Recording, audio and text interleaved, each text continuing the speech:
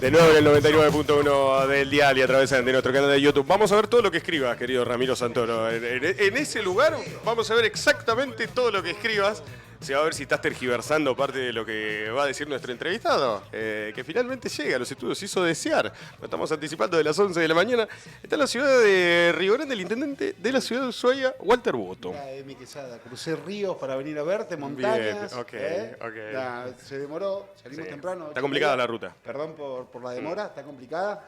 Estaba muy resbaladiza la calzada. Igual desde temprano los chicos de Defensa Civil Provincial. Así que les mando un fuerte abrazo en la ruta, todo el tiempo controlando. Ahí Pedrito Franco, nos sumamos, le mandamos un beso grande. Les mando un abrazo grande a todos los chicos que también están laburando todos, se cagan de frío.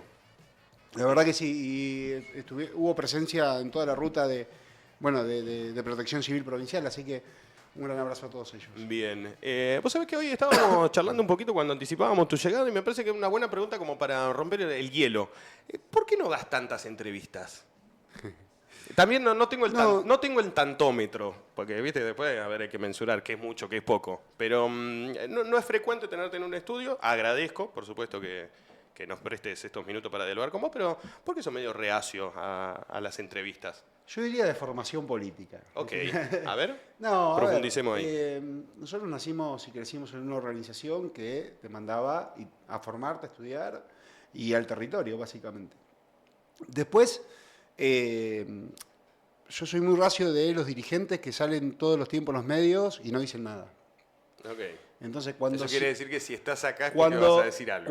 Cuando siento que tengo algo para decir, y después cada uno tiene los roles. Yo tengo, obviamente, hay funcionarios que están justamente para valorar el trabajo del periodismo y están todos los días en los medios, Seba, Jessica, Omar Becerra, que están justamente para darle respuestas. También después hay una cuestión de agenda. Vos imaginate si alguien que tiene muchas responsabilidades de gestión, que la municipalidad es el minuto a minuto, ¿no? Es la cercanía con el vecino más absoluta.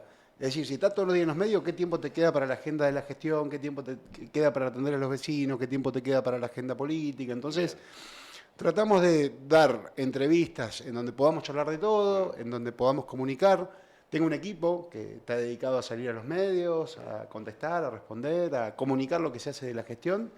Yo he elegido más comunicar por mis redes personales, lo que uno hace, que también es otra lógica, que el mundo viene cambiando, ¿no? Sí, hoy, totalmente. Por ahí antes era, si no salías en la radio o no salías en algún diario... Sí, parecía que no había sucedido. No había sucedido. Y bueno, también aprovecho para felicitarlos. La verdad que lo que hacen ustedes es muy bueno. Bueno, gracias. Me tenés que contar por qué Orígenes. Origen era el nombre de la emisora. Yo alquilé la radio cuando ya estaba Origen. Sí, Origen es una radio de hace muchos años, pero estaba en desuso hasta el año 2023. Es muy lindo lo que hacen, muy lindo el cuadro del indio. Sí, me está custodiando acá. Tremendo. En la espalda. Sí. Y es muy lindo lo que hacen. Lo sigo. Me parece que tiene mucha enojar calidad. A veces?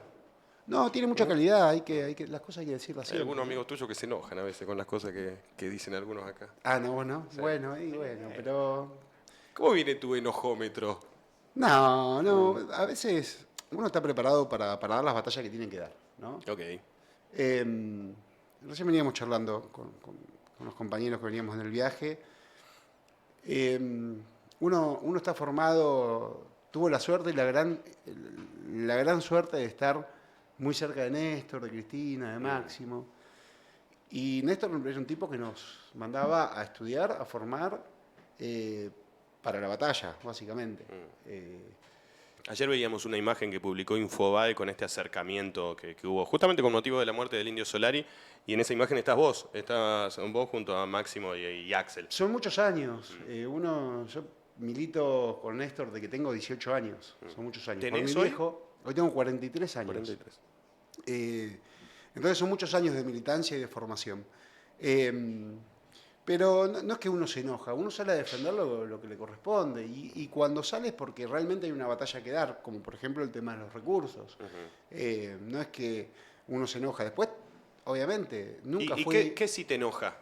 Viste que muchas veces se habla de los límites. Hay dirigentes que le escapan a los límites, hay otros que los marcan. Recuerdo particularmente el cierre de Alianza del año pasado, es como que todos tenían sus límites. Pero digo, ¿hay algo que te enoje dentro de la política? No, ¿Entendés que está todo permitido? yo creo que la política no hay que personalizar algunas discusiones. Después claramente hay límites. La familia que acompaña a uno no elige la vida pública. La familia que acompaña a uno, uno Ok. elige la vida pública. Entonces hay ciertos límites que es donde se pasa a lo personal. Pero después yo siempre creo que la política siempre se puede barajar y dar de nuevo. Es decir, si hay diálogo, si se Ok. puede charlar, si podemos construir. Y más en un contexto de hoy que la gente la está pasando muy mal. Y en ese contexto las diferencias personales tienen que quedar de lado, tiene que primar lo que hay que hacer y lo que se tiene que hacer en función del conjunto del colectivo. Y vos sabés de mí que si hay cosas que me enojan, que los CEF no funciona me enoja, por ejemplo, Ok. porque es una cuestión de salud y uno lo vivió. Y esto lo charlaba el otro día porque pudimos finalmente entablar un diálogo con Gustavo, con el gobernador. ¿Se están acercando? A ver, estamos charlando y dialogando, al cual también le transmití. Yo le digo, yo a Gustavo le tengo mucho afecto desde lo personal, mucho afecto. Hemos construido una relación muy buena en este tiempo que tuvimos trabajando juntos. Ahora, Tienen una relación media de amor y odio, ¿no? pero no es amor y odio, es que cuando hay las discusiones políticas, justamente el no personalizar. Ok. Gustavo es un tipo que vos lo llamás a cualquier hora o lo llama a cualquier vecino y tiene mucha sensibilidad social. Y después hay parte de su gabinete que no lo acompaña. Ok. Digamos, que ha Bien. perdido la empatía. Y a uno también le pasa. Yo tengo discusiones con parte de mi gabinete todo el tiempo porque vos vas perdiendo la empatía por la cantidad de problemas que te toca resolver en el día a día. Entonces, después, por ejemplo, y sobre todo pasa en las áreas sociales, en donde todo lo que vos atendés son problemas. Claro. Y en algún momento te robotizás y empezás a resolver números de expedientes. Y cuando vos perdés esa empatía, Los que números es son personas. exacto, que es la capacidad de ponerte en el lugar del otro, bueno, ahí empiezan los problemas. Che, Walter, y vamos echando un poquito de todo la intención hoy, teniendo sobre todo esta posibilidad de charlar con vos, que quizás no la tenemos de manera tan frecuente, sobre todo por la distancia, este paso Garibaldi que a veces hace el límite geográfico, pero a veces parece que separa demasiado las aguas. Vamos a aprovechar un poco para hablar de todo. Hablabas de ir perdiendo la sensibilidad de parte de algunos, cosa entendible si uno analiza los contextos y sobre todo el laburo. Particularmente hay quienes analizan que el Partido Justicialista, puntualmente, o si se quiere, vamos a ampliarlo un poco más, el campo nacional y popular, ha perdido quizás esa sensibilidad, se ha aburguesado, como se dice. Sos autoridad del partido, sos el presidente del partido, es una suerte de introspección que realicen también ustedes, de decir, che, loco, quizás nos aburguesamos, nos quedamos en la oficina y perdimos ese contacto con el vecino. Es un debate permanente que lo damos todo el tiempo. Uno mismo, ¿no? Con uno mismo, che, hoy tengo que salir al territorio, tengo que escuchar, tengo que ser empático, ponerme en el lugar del otro. El Partido Justicialista realmente ha reaccionado muy bien. Nosotros en Río Grande venimos con un trabajo, de hecho hoy venimos a anunciar y a concretar un par de cuestiones muy importantes. Venimos con un trabajo social muy silencioso, pero tenemos la JP, por ejemplo, está con ollas populares, está trabajando en los barrios. Tenemos la 8 de octubre, el Margen Sur, el MSI también, haciendo un gran trabajo social, la Unidad Básica de Walter Abregú, ni hablar Andrea, la diputada Andrea Freites, que viene haciendo un gran trabajo, el legislador nuestro Tomás García también, de Udgra. Sí, el partido tiene mucha actividad y en Ushuaia también empezamos con una actividad muy fuerte ya hace un par de meses, cuando justamente entendimos de que nos habíamos replegado, ¿no? Okay. Nos habíamos replegado del territorio. Y el Partido Justicialista, a diferencia de los otros espacios, el peronismo, a diferencia de los otros espacios, es quien interpreta mejor las necesidades del territorio. Y se dio esa discusión en el partido a fin de año y hemos visto cómo todos los fines de semana, los distintos sectores tenemos una juventud maravillosa. Yo siempre digo, la juventud está donde tiene que estar. Está formándose, está discutiendo, pero está en el barrio, entendiendo las necesidades de la gente. Y eso sí, tenemos un gran equipo de mujeres en el Partido Justicialista, de electas, Victoria, todas las compañeras que trabajan y que son electas del partido, Jessica también, que es la jefa de gabinete, que hacen un trabajo maravilloso en el territorio, con las concejalas, en Tolwyn, Janet, bueno, realmente que trabajan mucho desde lo social. Yo creo que el Partido Socialista está en el territorio Obviamente no te alcanza, Emi, Claro. todo lo que vos podés hacer, porque es complejo. De hecho, hoy parte de mi viaje es algo que nos habíamos comprometido con Seba cuando estuvimos con los compañeros de Aires del Sur. Ujú. Eh, Tomamos una decisión como partido, teníamos algo de recurso ahorrado para empezar a construir las sedes propias, que es algo que el Partido Justicialista nunca tuvo. Claro, Dijimos, acá en Río Grande no tienen, ¿no? no, tenemos un terreno, que es donde está la departamental. Se le tiraron Hoy la- también vamos a alquilar, alquilamos un local ya en la sede, Ujú. en la calle La Serre, La CR, sí. que vamos a recorrer hoy junto con las autoridades partidarias.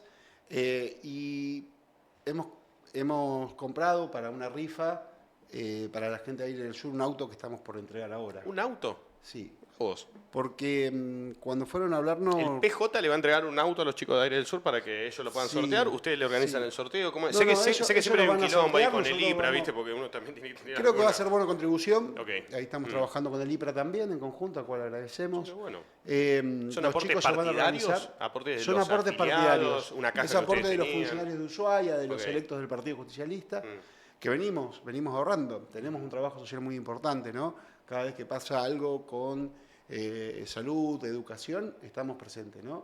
Nos ha pasado casos muy puntuales de, che, esta chica no está escolarizada porque le falta un audífono, bueno, ahí está el partido.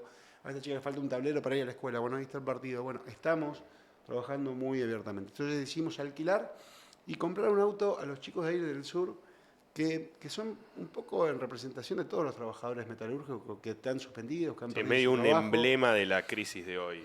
Sí, Aires del primero Sur. para visibilizar esa quiebra fraudulenta en donde la justicia debe poner un ojo y el Ministerio de Industria también, y el Ministro de Trabajo también, la Ministra de Trabajo también.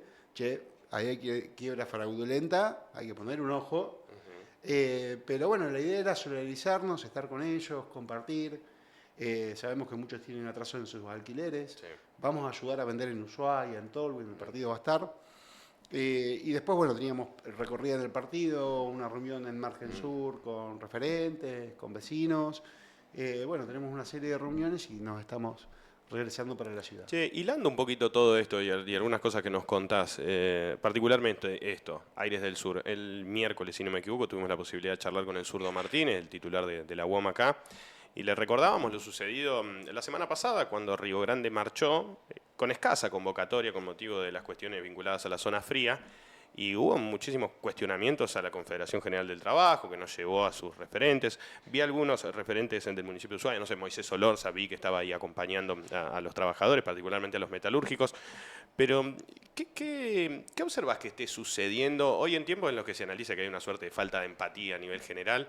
Pero digo, ni siquiera ver a nuestros hermanos, a nuestros amigos, a nuestros vecinos quedándose en la calle, literalmente, como es el caso de Aires del Sur, no se logra unificar un criterio ahí. Yo muchas veces pienso en las líneas de producción que se han quedado paralizadas. Ni siquiera, no es un cuestionamiento de los trabajadores, cada quien se agrupa como quiere, pero digo, ni siquiera está saliendo de parte de ellos, che, loco, vos y yo nos quedamos sin laburo. Hagamos algo juntos, pongámonos espalda con espalda. ¿Cómo analizas eso particularmente que tiene más que ver con un fenómeno social, si se quiere, de esta época? Para mí hay un poco de todo. En principio, algunos desaciertos que hemos tenido nosotros cuando gobernó Alberto, que hay que hacerse cargo y hacer una autocrítica de eso también. Pero después hay una construcción mediática que hoy se vuelca a las redes de individualismo absoluto. Viste, Leonardo Fabio decía algo que era una frase que tenía Leonardo Fabio que era nadie puede ser feliz en soledad, ¿no? Okay, sí. Y me parece que eso habla de la construcción colectiva.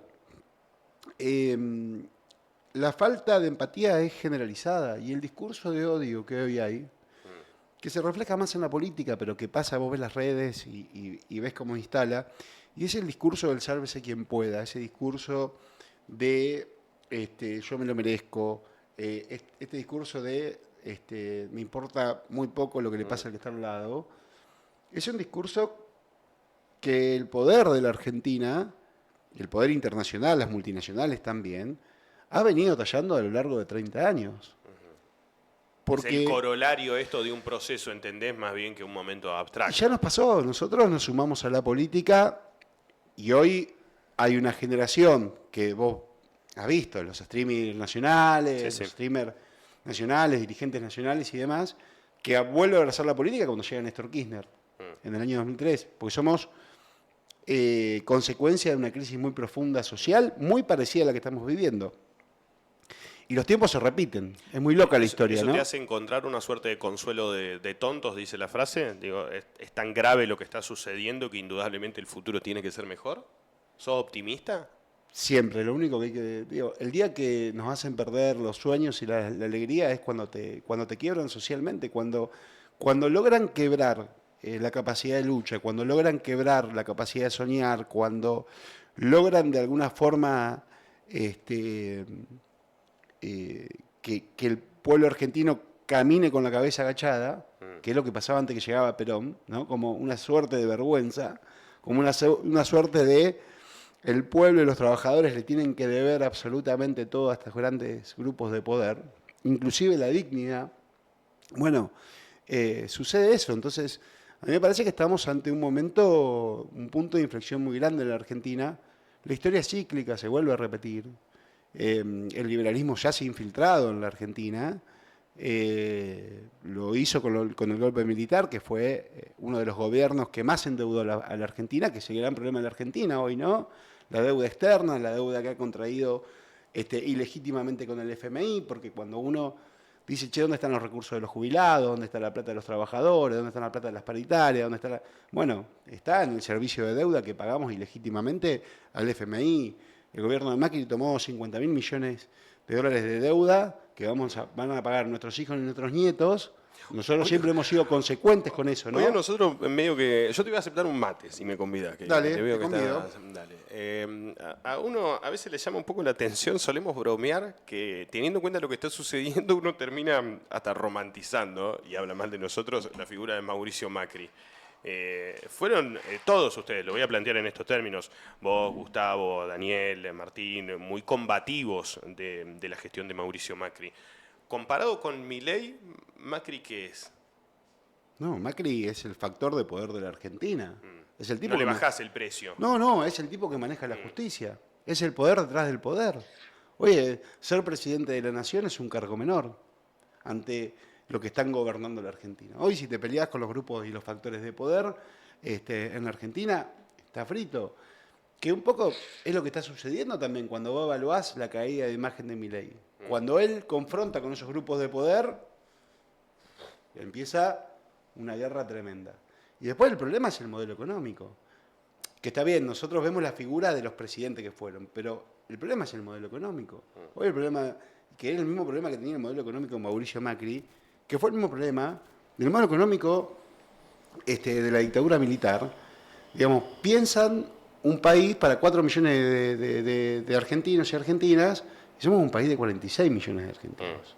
Ahora, teoricemos un poco. ¿Y entonces para qué? Entonces, ¿para qué ser?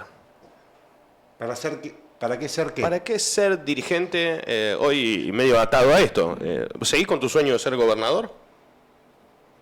Lo que pasa es que uno puede tener un sueño. El sueño... Pero digo, tuyo, no. sin ánimo de ser personal, pero digo, seguís con esa intención porque va atado a esto. En pasa ese es que- contexto, ¿para qué? No, ¿para qué? Sí, porque uno milita para transformar. A ver, y nosotros desde el peronismo lo hemos hecho siempre. Mirá, Fidel Castro, ¿sabés qué decía? Fidel Castro un tipo muy sabio. Después podés coincidir o no por Sí, derecha sí, o por coincido. izquierda, ¿no? Uno de los grandes estadistas que ha tenido la patria grande. Fidel decía que el péndulo de la historia, aparte eran tipos que se dedicaban a estudiar la historia, porque la historia, viste, el que no se empapa en política y el que no se involucra está condenado a ser gobernado por aquellos que no le interesan. Entonces, me parece que Fidel decía esto, que el péndulo entre la izquierda y la derecha, decía, no va, el péndulo va así, la historia es cíclica. Pero el problema que tenemos últimamente es que el péndulo se inclina más tiempo a la derecha. ¿no? Ok. Uno trabaja para poder llegar y gobernar y poder establecer parámetros y modelos económicos que contengan a las mayorías. Y entendiendo esta historia cíclica que tiene la Argentina, bueno, sigue militando con el ánimo de construir un modelo económico como fue en la década ganada, el de Néstor y después el de Cristina, en donde vos te cruzabas por Río Grande, ibas a las fábricas y tenías camionetas y un trabajador era el más rentado de América Latina. Y había Audis en la puerta y todos criticaban, pero un trabajador se compraba su casa con el Procrear. Viejos buenos tiempos. De repente no teníamos universidad y apareció la Universidad Nacional de Tierra del Fuego, aparecieron las viviendas que recién las venías viendo, que son las viviendas que bajó Néstor Kirchner con el gobierno de Jorge Colasso, después las continuó Cocker, después las entregó Fabiana Ríos. Y no me olvido más cuando vinimos, estaba la mesa promotora Kirchner presidente, vino Néstor antes de ser... ¿Eso fue antes de la vigilia? Sí, Néstor vino en mayo, creo que era para mayo, ¿fue? Sí, al Poli. Para marzo, sí, vino al Poli. Al San Martín. Estaba Daniel Gallo también trabajando, estaba la mesa promotora Riverón, estaba Meneca, Duré, un montón de compañeros, el viejo de Seba, que era Pancho, allá de Ushuaia. No, me están escuchando, Huguito Duré, suele escuchar este programa. Se cruzan algunos amigos que andan del otro lado. Un abrazo. No pierdo la capacidad de sorpresa acá. Es una radio de amigos. Y Néstor decía que íbamos a volver a recuperar los mamelucos en la calle, que íbamos a volver a recuperar el PAMI para los viejos, y era como muy loco pensarlo, porque además el fenómeno que se da estos días, Emi, que a vos te habrá pasado, porque tenés el cuadro ahí, es el fenómeno que nosotros somos parte de una generación. Yo el otro día sentía que se me acabó la adolescencia, ¿viste? Sí. Como ya hasta acá llegamos. Sí, yo contaba que una de las frases que más me emocionó es una que decía: encima tengo que volver a mi casa y en el espejo veo un viejo boludo cada vez con menos ídolos y más huérfanos. Es así. Es un poco, sí. Es así, ¿no? El término. Y digo, pensándolo ya en términos más políticos partidarios, vos hablabas de... Es que pensar al indio, me pasaba algo muy loco. Porque veía la discusión, ¿no? Están politizando. Digo, pensar que el indio no era un ser político... Sí, claro. Es al menos una ingenuidad. Pero lo pienso en términos políticos partidarios. Vos hablabas de tu militancia y cómo arrancás. ¿Era la cámpora cuando arrancás o no era? No era todavía. Acá. Nosotros somos fundadores. Digo, tenías referentes. Hoy, Walter Boto, dijiste 43 años. ¿Tenés un referente vivo? Sí, claro. Cristina y Máximo Kirchner. Cristina es lo último que queda... de los grandes. Yo digo, nosotros somos una época que crecimos entre gigantes y no nos dimos cuenta también un poco. Porque hoy Cristina es tu referente, digo, vos... Sin duda, siempre lo fue. Porque además, Cristina, Néstor tenía una diferencia. Néstor lo mandaba a estudiar, siempre se quedaba con el peronismo ortodoxo. Cristina nos da la posibilidad de ser lo que somos, de hacernos cargo de nuestra propia historia. Es Cristina la que marca el recambio generacional de esta generación, que hoy algunos no están ya en la cámpora, pero que todos forman parte de eso. Y Máximo es el que hace el armado para que todos brillemos, para que todos ganemos lugares. Digo, Axel, Guado, Mariano Recalde, ¿te puedo nombrar? Mayra, grandes referentes de nuestra generación. Toto, que está en el CFI, el presidente del CFI también, Toto Lamote. Bueno, un centenar de dirigentes que, gracias a la capacidad de Máximo que tuvo de armarnos y de que brillemos, de que tengamos la posibilidad de gobernar nuestras ciudades, de mostrarnos, de gobernar el país, de tener ese roce de gestión, hoy hace que tengamos una generación. Hoy la generación que está calentando motores y que está dando la discusión es la generación de Néstor y de Cristina. La que formó Néstor y Cristina, ¿no? La que traen a la política Néstor y Cristina.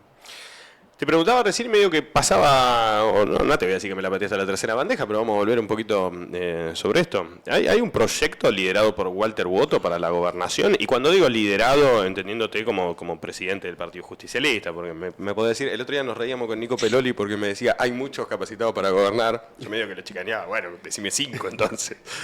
No sé quién puede gobernar esta provincia compleja, por cierto. ¿Sigue estando ese proyecto? En tu pregunta está la respuesta. Porque, mira, yo en serio lo que digo para adentro, y creo que lo poco que nos conocemos porque hemos empezado esta relación hace muy poco, digamos, yo digo lo mismo en privado y lo mismo en público. Digo, no, Cristina, y en esto te lo quiero definir, Cristina ha sido la madre política de nuestra generación. Es mi madre política, Cristina. Sin dudas. O sea, es como que decir, che, Va a desconocer a Cristina, a desconocer a tu mamá, ¿no? Que haya quienes la desconozcan te anima a enaltecerla. Siempre.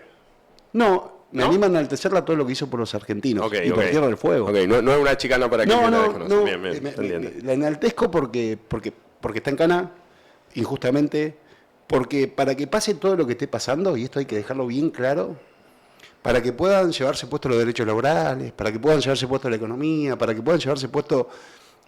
a Cristina había que meterla en cana.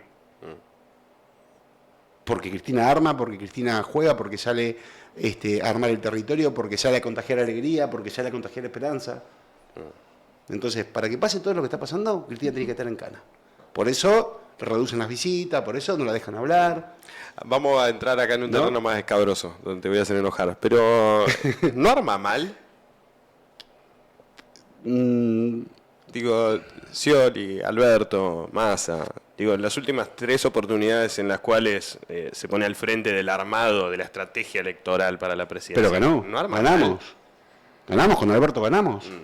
Fue tremenda armadora. Digo, el hecho de ella bajarse, entendiendo de que había un techo electoral. Lo entiendo en términos estratégicos electorales, No, pero digo, ¿no se pará, eligió mal te al cuento, presidente? Nuestro candidato, te voy a contar una infidencia. Contame, dale. El candidato de Cristina a la presidencia, esto ya lo puedo contar porque prescribió. El candidato de Cristina era el gallego de la Sota. ¿Era?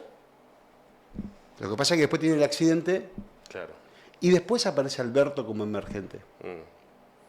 Y un día... Qué muñeco, Alberto, ¿no? Un día lo conté porque un día voy a verla a Cristina y nosotros estábamos armando ya para acá y estaba Alberto ayudándole a escribir el libro. Y le dije a Rosana en ese momento, Rosana va a ser Alberto. Lo trajimos a Alberto antes que anuncie la candidatura de la presidencia. Me acuerdo, La en el reelección Grande Hotel Rosana. pudimos entrevistarlo. Andaba algún amigo por ahí que claro, para allá. yo entré y digo, che, Rosana, lo vi a Alberto, va a ser Alberto. Pero era gallego de la Sota. Después lo que sucedió ahí es otro análisis. Fue el análisis de que hubo también un grupo, parte del peronismo, que decía, che, bueno, es el momento de jubilar a Cristina, ¿no? Rodearon a Alberto y le hicieron cometer todos los errores, pero era el presidente. Cristina le dijo en todo momento lo que iba a suceder, en todo momento le dio su mirada sobre la economía errática, pero en los armados electorales Cristina ha sido una gran armadora en términos de resultados.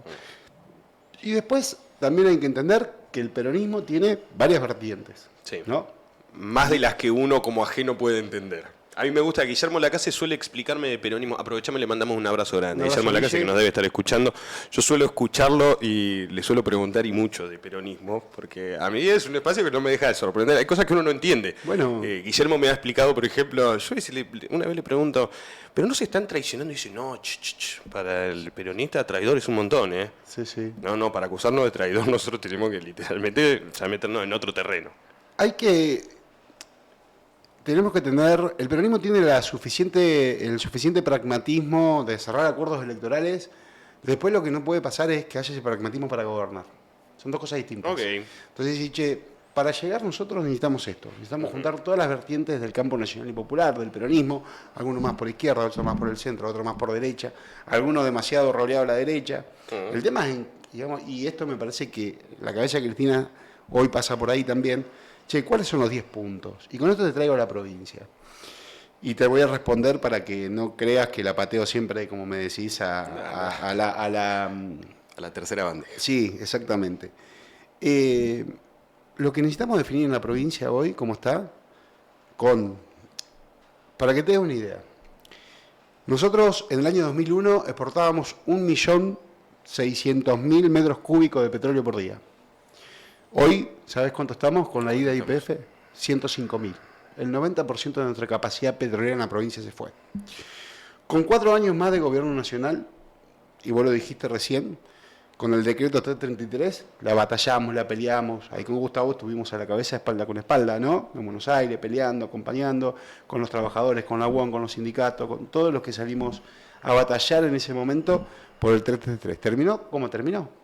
Con un industricidio que si no hay una vuelta de un gobierno que piense en recuperar capacidad industrial en la Argentina, está frito. O sea, no es que va a haber un pico de, bueno, ahora vamos a tener 2.000, nosotros perdimos, 3.600 trabajadores registrados el último año en Tierra del Fuego. encabezamos los rankings de provincia. Sí. Entonces, no es que de repente se van a ir las fábricas y no van a volver más. Entonces, tenemos realmente que sentarnos a discutir 10 puntos básicos de cómo hacemos funcionar la obra social, cómo ampliamos la matriz productiva. Por eso a mí, cuando se da la discusión de salmoneras, inclusive tuvimos discusión dentro del mismo peronismo, yo estaba de acuerdo.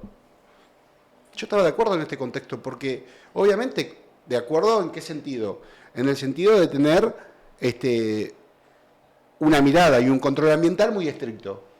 Pero hoy vi que el gobernador anunció parte de una inversión que va a generar 250 puestos de trabajo. Vos perdiste más de 400 puestos con la idea de YPF, con los proveedores, ¿no? Entonces, digo, ¿cómo hacemos? Porque tenés que generar trabajo. El mismo problema que hay en el país, que hay un sector y un grupo de poder que piensa un país para 4 millones de habitantes, y te lo digo en Tierra del Fuego, Hay un sector de la política y de empresarios de Tierra del Fuego, sobre todo de Ushuaia, que piensan en una provincia de 50.000 habitantes. Poco se habla de eso. Recuerdo en el marco de las elecciones del año pasado reflexionar un poco sobre eso. No perdamos de vista que más allá de que haya algunas caras en las boletas, acá hay gente que está jugando. Digo, entender que los grupos empresarios no juegan. Ahora, los empresarios fueguinos deben ser de los menos comprometidos que hay a nivel nacional. Yo veo, no sé, el minero de Mendoza sale a hablar. Chabón que explota ahí, no sé, en la Golden en San Juan, sale y habla. Digo, acá en Tierra del Fuego da la sensación de que hay un poder medio entre las sombras que se permite justamente ese ostracismo que tiene que ver con no poner el cuerpo. No solamente es parte de ese poder, después tenés empresarios muy comprometidos. No vamos a nombrar unos y otros porque... Pero tenés muchos empresarios comprometidos. Ahora, ¿cuál es el tema? ¿Viste cuando te dicen, no, pero estos se van? Digamos, nosotros tenemos una provincia que hoy hay un arraigo fenomenal. Ya hay generaciones. ¿Crees que es un discurso medio impuesto esto de que la gente se está yendo de Tierra del Fuego? Sí, no se va, se queda, Emi. En otra provincia está tremendo. Y la gente se queda, además, no solamente se queda por una cuestión económica, ya se queda por decisión. Digamos, el fueguino se ha arraigado, ya tiene nietos, el que vino de Córdoba, de Entre Ríos, de Jujuy, del Chaco, del NOA, ya tuvo sus hijos y muchos sus nietos. Y ya se siente, y ya son riograndenses, son ushuaienses, son fueguinos, son tolhuinenses. Ya hay un arraigo. Somos una provincia que tiene más de 300.000 habitantes hoy. 300.000 habitantes. Y el problema es seguir pensando una provincia para 50.000 habitantes. Mientras sigamos pensando que queremos una provincia de 50.000 habitantes, no vamos a discutir las cosas que tenemos que discutir. Te escucho hablando sobre ese proyecto. Termino de comentarte esto. Obviamente que a uno le encantaría ser gobernador, pero ¿sabes qué pasa? Uno tiene que controlar su propio ego. Un dirigente político empieza a crecer cuando empieza a controlar su ego. Mirá, primero hay que ponerse de acuerdo de construir el colectivo. Después definimos cuál es el chofer. Bueno, ¿cuál es el colectivo? ¿Cómo generamos puestos de trabajo en Río Grande? ¿Cómo ampliamos la matriz productiva del turismo en Ushuaia? ¿Cómo definimos qué vamos a hacer con nuestros hidrocarburos? ¿Cuáles van a ser las condiciones de las inversiones chinas que ya llegaron de la mano? Que esto también hay que decirlo. Las inversiones chinas están llegando, hay que dar una discusión seria al respecto. Están llegando de la mano del gobernador, que también hay que decirlo, no hay que ser necios.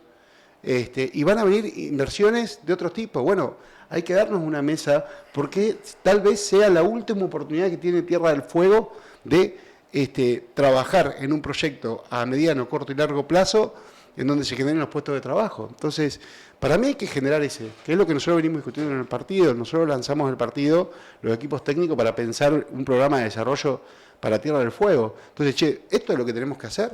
Bueno, listo. Después definimos cuáles son los nombres, o lo definirá la gente, los vecinos, en las urnas. Pero hoy hay que tener cuál es el modelo a discutir. Porque si no es, ¿cuál es tu sueño de ser gobernador? Mi sueño no es ser gobernador para ponerme la banda, que me saquen fotos, mirarme al espejo, que todos me digan que sea el rubio José Celeste. Puedo llegar a tu casa y decir, no, yo soy morocho. A lo Arcando. ¿Entendés? Claro. A lo Arcando, a hacerte un uno no se suma a las causas políticas para que todos le digan que es el mejor muchos dirigentes caen en esa política del ego. Debe ser confuso. Y sí, No, si se todo el confunde, mundo te me dice imagino. que sos rubio joyerista todo el tiempo, vos te mirás al espejo y te crees que sos Brad Pitt. Suele pasar. Ahora, hay de un lado y del otro, porque también te escucho hablar de un proyecto provincial y pienso en cuántos dirigentes con los que he hablado en su momento que te han dado por muerto, y te tengo acá a mi derecha hablando sobre un proyecto para la provincia. Guille suele repetir, es la segunda vez que parafraseo a Guillermo Lacasse en el día, los muertos que vos veláis gozan de buena salud. ¿Eso sí te hincha las pelotas? No, para mí es una fortaleza. Porque mientras vos te subestiman, el problema es cuando no te subestiman más. Ok. ¿No? Cuando te subestiman, vos seguís creciendo, vas para adelante. El problema es cuando no te subestiman más. No, nunca. Siempre, mirá, Néstor tenía algo muy. Siempre hablo de Néstor Kirchner porque era maravilloso. Por ahí Néstor te hablaba 2 minutos y te daba la lección más importante que si hubiese hecho 4 años intentando leerlo y demás. Entonces yo estaba en una mesa, era pibe, porque mi primera candidatura a concejal fue a los 23 años. Y yo le decía, Néstor, quiero ser concejal. Entonces en un momento se hinchó las bolas. ¿Viste? Me mira y dice, Walter, a ver, pibe, me dice. Vos tenés que tener cuidado, porque hay que tener mucho ojo de tener mucho motor y poco chasis. No la entendí en ese momento. Lo entendí unos años después, cuando perdí mi primera elección. La primera elección que jugué la perdí por 100 votos y entendí todo. Fue como, esa fue la derrota. No siempre cuando ganás, no siempre cuando perdés. En la política, ¿no? Entonces, No es 2 más 2. ¿Qué significa el chasis?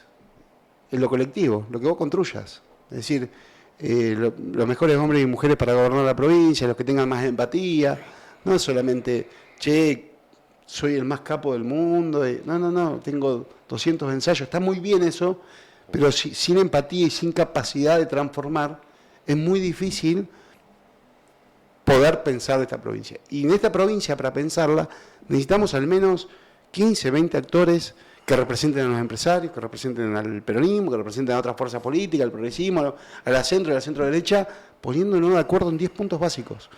Entonces, el interés de uno no puede estar nunca por sobre el colectivo. Y así lo pensé, por eso el Partido Justicialista hoy tiene 18 o 20 electos, y uno siempre pensó en lo colectivo más que en lo individual. Vos hablás, o has hablado en varias oportunidades de quizás en algún momento, y si se da la situación y si así lo amerita la estrategia, dar un paso al costado en términos personales. Lo vamos a llevar a lo colectivo ahora, que también es una lectura que uno hace. Hoy se ha demonizado y mucho la palabra peronismo. ¿El peronismo puede dar un paso al costado también en búsqueda de ese pragmatismo? No. O sea, no hay posibilidad de solución en base a tu visión sin el Partido Justicialista a la cabeza. No se puede. Creer que uno encarna el peronismo es un error. Que se entienda. Digo, el peronismo como estrategia electoral en una coalición con otros espacios, en un campo nacional y popular, que sea el propio Partido Justicialista el que dice, bueno, muchachos, miren, nos están puteando de todos lados, quizás sea la oportunidad no de bajar la bandera, pero quizás no liderar. ¿No está dentro de esas posibilidades? El peronismo es maravilloso. Primero, lo intentaron matar tantas veces como... y siempre lo veo.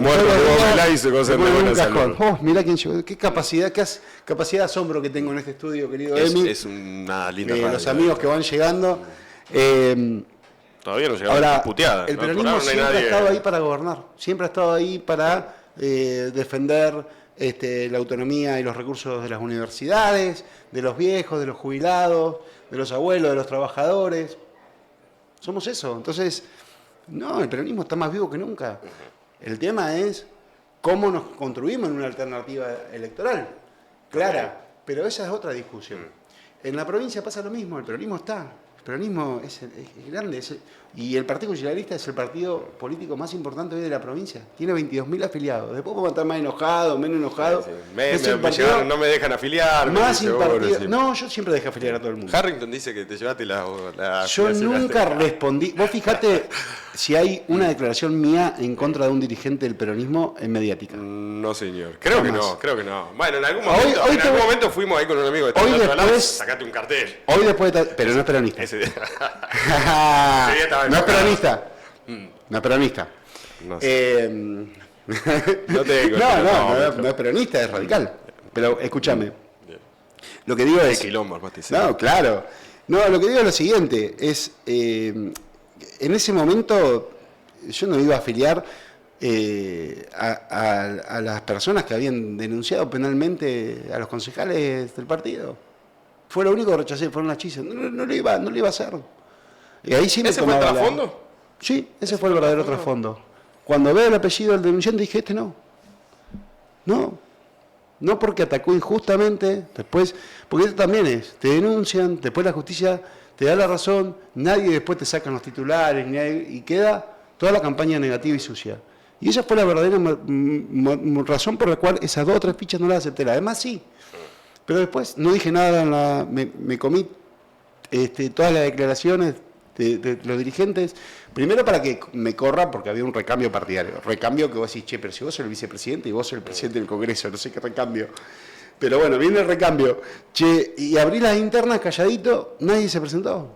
Entonces, ofrecí también, y después la integración partidaria para armar un partido más ordenado. Bueno, acá estamos, para que haya acuerdo, y construcción tiene que haber 2 partes también. Uno siempre ha tenido la posibilidad de hacer lo que hay que hacer. Che, vení, vamos acá. Y yo me bajé de la candidatura a la gobernación, me costó mucho con el peronismo. Cuando Alberto Fernández me llama a Buenos Aires, me hace bajar de candidato a gobernador en la intermedia, que era, yo quería ir con... ¿Alberto te lo pidió? Alberto me lo pidió. Alberto me lo pidió cuando anunciamos la prórroga del 19640. Nos comimos medio una curva con la prórroga del 19640. No, ¿por qué? No festejamos medio de manera anticipada. Sí, estaba prorrogada. Bueno, pero digo, acá en Río Grande los textiles quedaron todos sin laburo. Pasamos de aplaudir a tener la delegación. Eso fue un error involuntario que después fue muy difícil dar vuelta, como en todo. Digo, cuando hay para errores, mí todos los espectros de la sociedad, porque uno como comunicador celebró eso, y quizás sin leer la letra chica, y después nos encontramos con que estábamos... Esa era la mirada que tenía ahí había una parte del gobierno que tenía esa mirada, y fue un error, claro que fue un error. Sí. Y había parte del gobierno que tenía esa mirada, y nosotros estábamos en la mirada de hecho es todo. Claro. Como uno ha dado esas batallas, ¿no? Cristina también tenía la misma mirada. Pero se prorrogó, se hicieron acciones muy concretas. El problema hoy que tiene la industria de tirar el fuego no es solamente la cuestión arancelaria, sino el industricidio, sino una apertura indiscriminada a ese modelo económico. Para que te des una idea, hoy lo escuchaba Farte el otro día, no es solamente la apertura indiscriminada, sino también el contrabando de celulares, que hace 15 años era el 3% del mercado, hoy es el 35%. 500 millones de dólares perdieron las empresas que fabrican celulares en manos del contrabando de celulares. O sea, viva la libertad, carajo, ¿no? Hablamos en un tramo de la entrevista de los límites de los que muchas veces se habla. Hay dirigentes que tienen demasiado. Antes no quiero, porque si no nos vamos por las ramas. Estábamos hablando puntualmente de Daniel Harrington, por una cuestión, me dijiste que no le vas a contestar a él particularmente, pero hablamos el miércoles y dijo que manejaba a los concejales de Tolwyn, hizo este gesto, yo lo entendí como marionetas, que le estaba medio dinamitando algunas cuestiones en el Consejo Deliberante de Tolwyn. Es que hay que ponerse de acuerdo. No puede ser que de repente esté enterrado políticamente y después maneje todo. No, o una cosa o la otra. Claro, no hay cosa, ¿me entendés? O sea, no hay discurso. Yo ayer lo escuché en el Consejo Deliberante que asumió que era su culpa de tener cerradas las termas, lo dijo 2 veces, lo dijo acá con vos y ayer lo dijo en el Consejo Deliberante. Mirá, yo solo tengo una definición. Mi vieja me decía, que ha sido un gran referente para mí, mi vieja en política, que la humildad es la llave que te abre todas las puertas. Yo creo que entender de que soy el que maneja con hilos los concejales de Tolwyn es subestimarlos como cuadros políticos. Sus discusiones de gestión nunca me he metido, discuten ellos. Cuando él los persiguió, cuando los rompió, uno sí siempre pone la espalda, contiene, ayuda.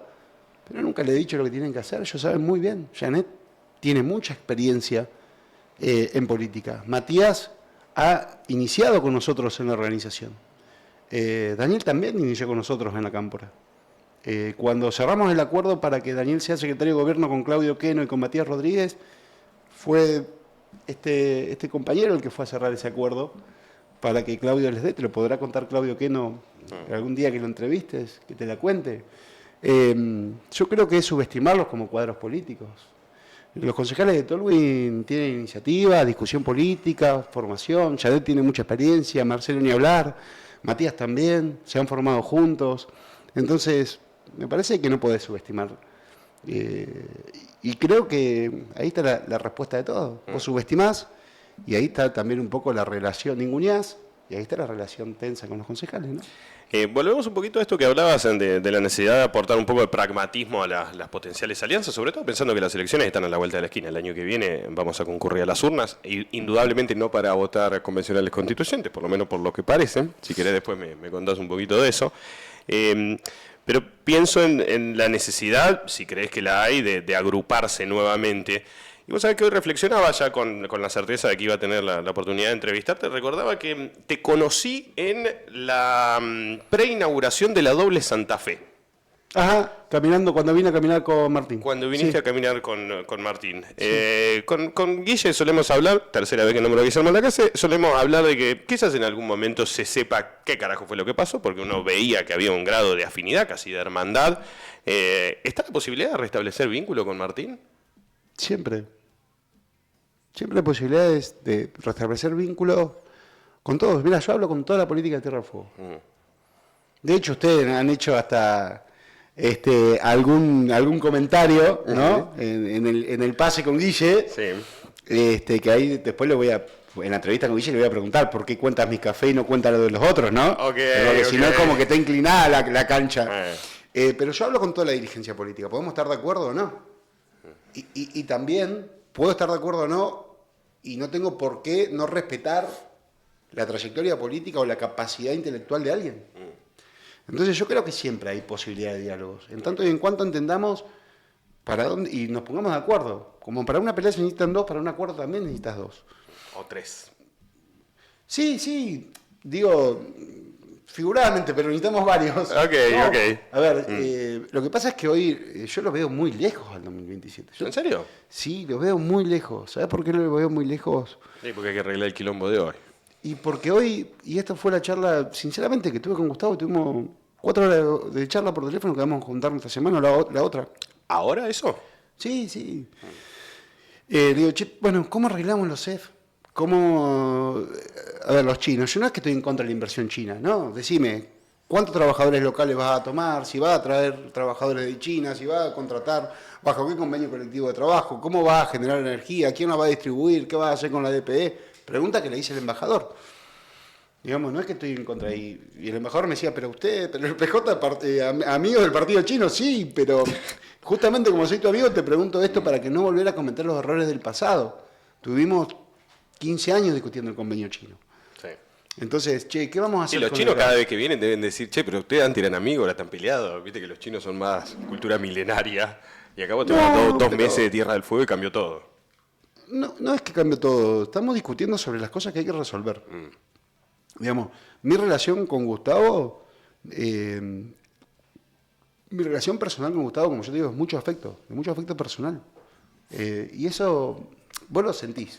No me pasa con otros dirigentes políticos. Pero con Gustavo sí. Ahora, y eso evita que no demos una discusión política sobre lo que tenemos que resolver. Tenemos que resolver la energía, bueno, tenemos que resolver los CEF, bueno, ¿cómo ayudamos? Entendiendo cómo vamos. Y estos 2 años pudimos encontrar un punto. Lo que pasa es que después se mezclaron 2 temas muy sensibles. La ley de goteo, que es los recursos de los municipios, y reforma que se... Ahora, la acusación de Gustavo era grave, que ustedes pretendían destituir. No. Bueno, pero era lo que decía. No, bueno, pero porque también el nerviosismo te hace jugar estos errores. Cosa que nosotros nunca dijimos. ¿Cómo nos vamos a destituir si nosotros fuimos los que le... De hecho... Sí, me dio un tiro en el pie. No, nosotros... Además, ¿quién agarra? Llegamos juntos hasta acá. Yo se lo decía a Gustavo, Gustavo, estos 2 años, que se puso áspero también la discusión política en Tierra del Fuego, llegamos juntos. Entonces, trabajamos juntos, fuimos a las elecciones, nos podría haber ido mejor, si no había egoísmo, nos podría haber ido mucho mejor. Pero bueno, nos fue bien, metimos un senador, una diputada, estuvimos, sostuvimos, estamos... Ahora, la discusión es, y yo se lo decía el año pasado, a ver, va a cambiar, y de hecho cambió. ¿Por qué cambió? Hay un 29% de recursos menos nacionales. Se cayó un 29% de la coparticipación nacional, EMI. Más, todo el contexto. Se va YPF. Yo le decía, a ver, YPF se va, es una realidad. pero no lo anunciemos como un logro. De hecho, yo estuve invitado a la conferencia. Le digo, che, Gustavo, yo no voy a ir porque yo creo que decir que esto va a ser un logro o va a ser beneficioso para la provincia. Para mí que YPF se vaya es la cagada más grande de la historia de la provincia. Por lo que implica, inclusive hasta ideológicamente YPF. Sí, sí, claro. Bueno, listo, acá está. Bueno, ¿cómo resolvemos esto? Entonces, che, lo que hay que resolver, en este contexto, gastarnos 8.000 palos para una reforma, a mí me parecía inviable. Y me parece que no estábamos para una elección hoy. Y a mí me encantaría reformar la Constitución provincial. No, claro, hay cosas que... Hoy la escuchábamos a María del Carmen Bataín y justificar que cobren 25 palos. A ver... no te quiero sumar a mi reflexión, pero digo, hay no, cosas en Tierra del Fuego, por lo menos hay que discutir. Emi, y te lo digo, ¿sabes qué pasa también? Digamos, el problema es que me encantaría reformar una Constitución, pero en este contexto es re complejo. Es complejo. Entonces, y ahí tuvieron las discusiones. Y de hecho estuvo Jorge Canals acá y también te dijo, che, con Walter siempre hay posibilidades de Sí, charlar, ¿no? lo dijo de una manera a lo Canals. Cuando lo prendí con Walter, dijo. Sí, bueno. Yo Jorge lo aprecio mucho también. Es de los funcionarios de Gustavo que más respeto. Porque nos hemos raspado juntos. ¿No te enojaste cuando dijo que eran cagones los que no querían ir a las urnas? No, esos son chicanas. Me parece que ahí derrapó. Que agarró la curva y derrapó, ¿no? No me enojé. Sí, viste que te mandé mensaje y me decís, che, bueno, agarró la segunda curva con el Garibaldi. No, porque no se trataba de ser o no. Mirá, si hay algo que no soy, es cagón. Digamos, claramente, yo soy más del lado indio de la vida. A algunos les gustan más los Backstreet Boys, ¿no? Son gustos musicales. Los Backstreet Boys. Bien. A mí me gusta el indio. Esa es mi forma, inclusive, en nuestro espacio político, ¿no? Con las frases, las banderas. Estábamos hablando un poquito de los límites y quiero volver sobre algo que se discutió porque... No, pero dale, y en esto le quiero contestar al querido Jorge. La respuesta a Jorge Canals. No es ser cagón, es comprender que no es el momento. No es el momento. Yo no tengo ganas de recorrer los barrios, tengo ganas de dedicarme a la agenda, a ver cómo mejoramos la capacidad, la discusión salarial, cómo mejoramos la obra pública, cómo mejoramos. Y en este contexto donde nada alcanza, entonces no se trata de ser cagón, ¿no? Digamos. Yo igual no lo decía, me parece, por nosotros, porque nos conoce bastante, Jorge. Okay. Pero... Bien, vaya a saber uno por quién lo dijo. Después le vamos a preguntar al jefe de gabinete. Quiero volver un poquito porque mencionaste el café. Lo trajiste vos a colación, así que voy a profundizar un poquito más por el café. En esto de intentar acercar partes, en este caso de intentar acercar voluntades, trascendió tu llegada a la ciudad de Río Grande, si no me equivoco, hace 2 o 3 semanas, donde voy a dividir la pregunta en dos. Por un lado, indudablemente no hay un límite con los libertarios, porque trascendió que te juntaste con gente vinculada al espacio de Pauli. Después te photoshopearon con inteligencia artificial, como te estaban, no sé si la viste en la imagen. No la vi. Estaba más gordo, igual que te veo y no estás como en la imagen que se publica. Estoy un poquito más gordo, porque me engordé con el embarazo. El embarazo engorda. Pero estoy bastante... Pero preguntante, en términos ideológicos, no hay un límite para sentarte con un libertario, eso por un lado, y por otro lado preguntarte tu rol y sobre todo tu vínculo con el credo, si se quiere, con la religión. Porque uno ve que hay un movimiento interesante de base, voy a decir particularmente dentro del evangelismo, pero dentro del catolicismo en general. Respóndeme por parte, si querés, medio tu vínculo con la iglesia y por otro lado esto de poder juntarte con Pablo más allá de las diferencias. Es la misma respuesta, porque okay, a ver. Te cuento un poco. Primero que sí, claramente hay límites ideológicos, pero...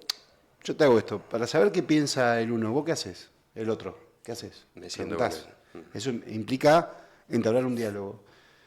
Si no sabes cómo va, y de hecho, toda la dirigencia van y tienen reuniones que después quieren ocultar, ¿no? Algunos se juntará con Patricia Bullrich y después lo oculta, otro con el Colorado y el ministro del Interior y tampoco lo dicen. Yo vine a cerrar el local partidario, sí. ¿No? Teníamos que cerrar el contrato SEBA.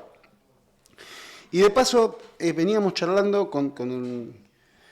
Me dice, el pastor Pauli está bueno para conocerlo, qué sé yo. Yo soy un hombre que me bauticé en la iglesia a los 18 años. Había un pastor que era el pastor Claudio Herrera, en el movimiento cristiano misionero. Andaba medio mal, ¿viste?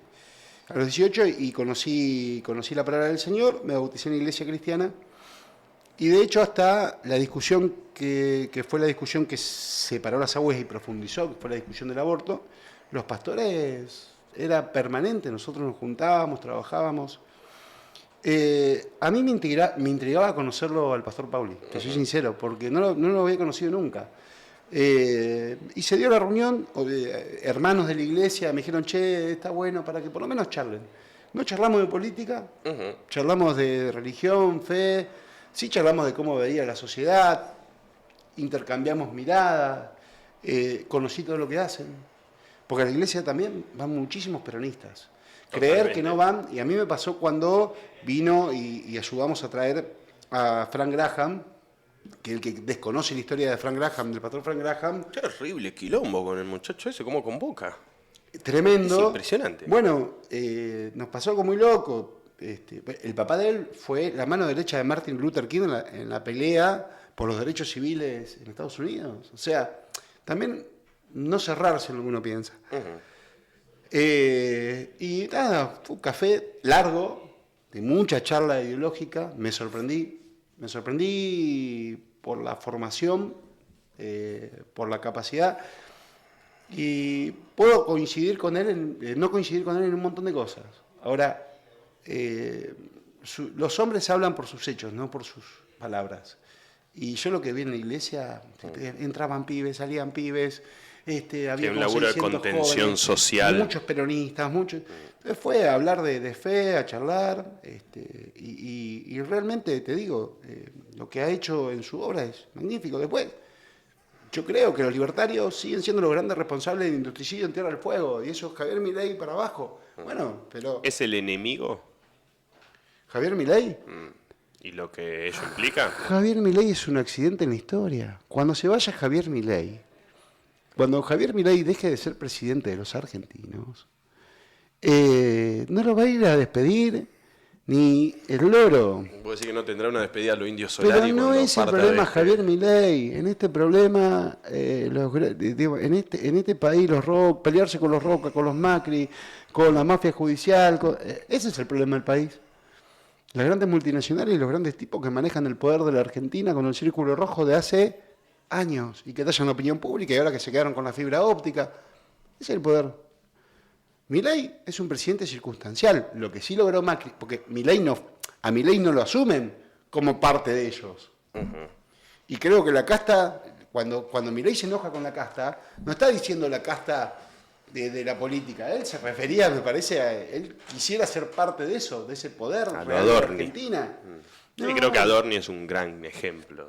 Milei es el pibe que atiende el carrito de Pancho.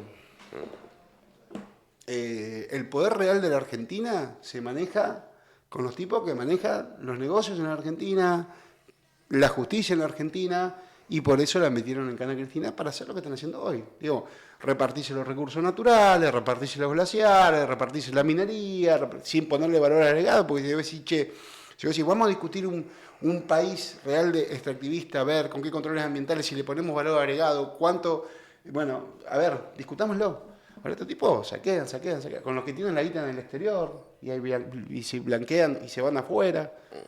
Es el verdadero poder del país. Una inocencia fiscal como Milei ahora. Es el perrito faldero de ese sistema de poder. ¿Lo combatimos? Sí, claro que hay que combatirlo porque es el que actúa en función de, con esa insensibilidad que tiene, ese odio, de romper la Argentina completa. Y que la Argentina sea para 4 millones de habitantes, ¿no? ¿Qué hay que hacer para dar vuelta este estadio que describís? ¿Por dónde entendés que va? Hablaste en varias oportunidades de que existan algunos puntos de acuerdo, puntos de contacto entre los dirigentes, trazar una hoja de ruta para el año que viene. ¿Por dónde crees que pasa?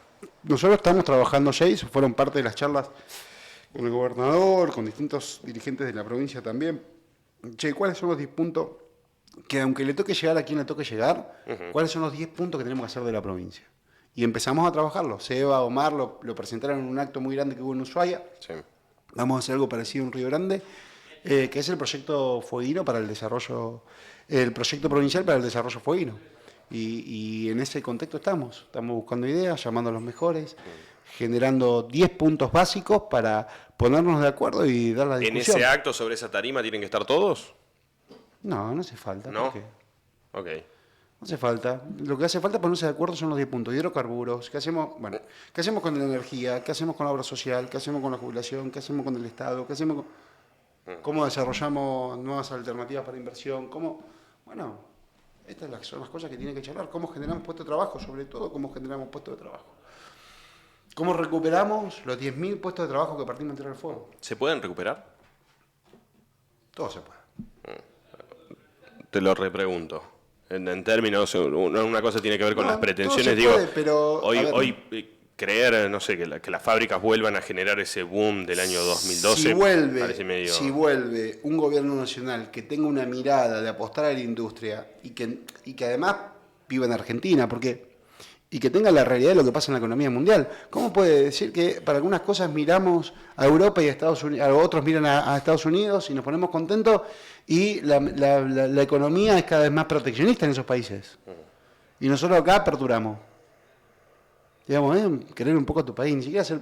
el peronismo siempre ha amado a su país, pero digo, podés ser nacionalista. Es amar a tu patria, es amar a tu país, che. Y para la industria es un sector fundamental en cualquier país porque genera valor agregado. Y eso hace que el círculo virtuoso de la economía genere puestos de trabajo. Ahora, si viene un proyecto nacional que tiene otra mirada, si el país puede recuperar un nacionalista, un peronista que tiene una mirada de potenciar la industria, bueno, tenemos una oportunidad, pero igual hay que ver qué hacemos con los hidrocarburos, qué valor agregado le damos, cuántos puestos de trabajo generamos con eso. Bueno, hay un montón de cosas para seguir tallando y seguir generando. ¿Se puede? Sí, pero también se tienen que dar un par de factores. A Tierra del Fuego, y en esto, déjame decirte algo, Tierra del Fuego, cada vez que gobernaron los gobiernos populares, les fue muy bien. Y esto no es una percepción, porque vos decís, che, no, bueno, mirá, es tu mirada. Bueno, sí, pero la matemática no miente. En la política, en las elecciones, en la empresa, en la actividad privada, 2 más 2 es 4. Si vos tenías los salarios más altos de América Latina en el 2015, tenías de 18 a 22 mil trabajadores, cruzabas por la puerta de la fábrica y había camionetas, había Audi, la gente se podía comprar el Procrear, podía ir a su casa, podía mandar a su pibe a estudiar en el norte, si los comercios estaban estallados y no estaban cerrando como están cerrando hoy, se construían viviendas, bueno, se exportaba gas, YPF producía, el sector de hidrocarburos en Río Grande crecía. Bueno, eso no es una percepción, querido de mí, eso es una realidad. Entonces, che, loco, separemos. Bueno, tenemos que volver a gobiernos con profundo nacionalismo, que entienda que tiene que haber, y en esto sí, le voy a usar la frase a Máximo, que tiene que haber justicia fiscal para que el equilibrio sea social. Porque nos venden esto de que cerramos la macro, sí, es como, viste, que cerrar los números en tu casa, decir, che, cerré los números en casa, fantástico, sí, pero al pibe no le compraste el seguro, no le compraste la comida, viste, a la abuela no le compraste los pañales, bueno, y sí, vieja, no tenés salud, no pagaste la obra social, no pagaste la luz, no pagaste el gas, sí, bueno, así cualquiera cierra los números, digo, básicamente eso, entonces, creo que... es como dice Máximo en ese contexto, es justicia tributaria para que haya equilibrio social. Y necesitamos volver a un país con equilibrio social. Porque también hay gente que decía, no, bueno, pero yo voy acá, me compro más caro. Sí, bueno, pero ahí tenés valor agregado. Y la guita circula. Vos te mandás los dólares al exterior, no pagás nada. El gran problema hoy del comercio fue, y no, se lo dije a la Cámara de Comercio de Ushuaia apenas iniciamos el año. Ustedes deberían estar muy preocupados por la cantidad de apertura de importación. Están llegando más de 2.000 paquetes diarios al fiscal de Río Grande. Es media gorilona la Cámara de Ushuaia. No, bueno, pero che, ¿ustedes deberían estar preocupados por eso? ¿Y el comercio de Río Grande debería estar mirando eso? Digo, hay una realidad. ¿Sí? Entonces, che, bueno, sí, pero sale mucho más barato. Sí, sale más barato. Pero, viste, a nosotros nos pasó esto. Mirá, cuando nosotros éramos pibes en Ushuaia, cuando cerró las fábricas, me acuerdo que los pibes decían, bueno, pero, viste, mis viejos, pero ahora puedo comprar, ¿no? El Sega, creo que era el jueguito que... Sí, viejo, digamos, el Sega está más accesible, lo que no está accesible es el sueldo de tu viejo porque se quedó sin laburo. Bueno, che, los números cierran, pero con la gente adentro. Si vos me cerrás el número y tenés el 60% de la Argentina bajo la línea de pobreza, ¿no? Hoy el INDEC dice 1.300.000 en el norte para no ser pobre. Y acá 1.600.000. Y acá 1.600.000 es el IPC patagónico. Bueno. ¿Cómo están los trabajadores de Ushuaia? Y nosotros cerramos 10 puntos arriba, obviamente nada alcanza. Obvio. Cerramos 10 puntos arriba el año pasado, hoy dimos 10 y pico acumulado, 10,3. Y lo que nosotros también tenemos mucho acceso a terreno con los trabajadores que fuimos armando. Obviamente, con la lógica de que hoy se ha caído el 29% de la Copa Nacional.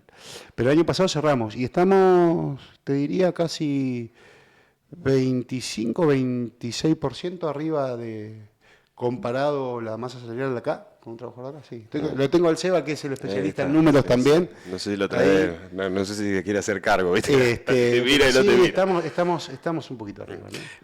Vos sabés que nosotros tenemos acá un equipito que es el que nos indica el tiempo que lleva esta nota. Hemos superado largamente la hora. Este programa va hasta las 13. Nos hemos extendido 46 minutos más. Y mi equipo del otro lado tiene que irse a almorzar. Así que agradecido, pero antes me voy a tomar una licencia que me la sugirió. Vos sabés que nosotros los viernes tenemos una columna de cine con la querida Celeste Gómez. No tuvimos esa columna por tu presencia, así que Celeste Gómez nos pidió que en el cierre nos dejes la recomendación de una película para este fin de semana.